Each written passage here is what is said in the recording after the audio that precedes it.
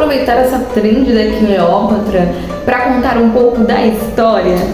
De acordo com a história, Cleópatra veio da família ptolomaica. Quando Alexandre o Grande havia dominado territórios egípcios, os gregos foram responsáveis por grande parte do que era considerado na época o mundo inteiro. Embora Cleópatra tenha abraçado a cultura egípcia e amasse muito mais os egípcios do que a sua própria família, ela na verdade tinha descendência grega, e isso explica ela ter a pele um pouco mais clara do que egípcios nativos, já que o Egito fica localizado no continente africano.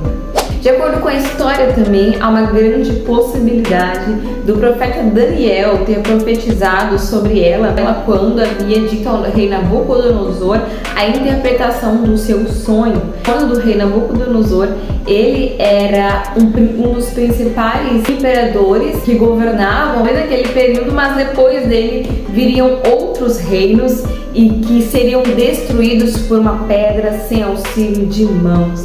De acordo com a profecia de Daniel, todos os impérios, tudo estaria sendo preparado para a vinda daquele que era pedra sem auxílio de mãos, que destruiria todos os impérios. Isso ele estava profetizando sobre o Messias que viria.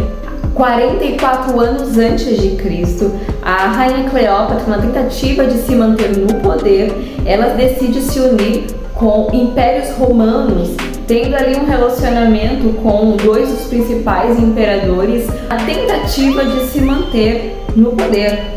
Acontece que com a morte de Marco Antônio Lepto, Cleópatra, a última faraó do Egito, é assim destruída, fazendo com que todo o Império Egípcio passe agora a pertencer ao Império Romano.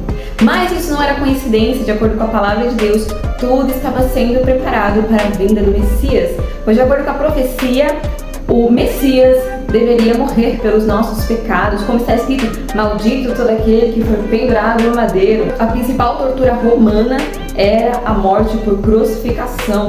Milênios antes dos romanos dominarem o mundo, foi profetizado que maldito era aquele que seria pendurado no madeiro. A história nos mostra que Deus é soberano sobre todas as coisas, inclusive sobre os governos, inclusive sobre a história, e que nada está fora do controle da soberania de Deus. E esse é um pouco da história de Cleópatra e como ela tem tudo a ver com a vinda do Messias. E se você gostou dessa curiosidade, uma dica de leitura para vocês é o livro da Ruth Salviano, Vozes Femininas no Início do Cristianismo. Aqui ela conta a história do Império Romano, tudo o que aconteceu antes e depois da vinda do Messias.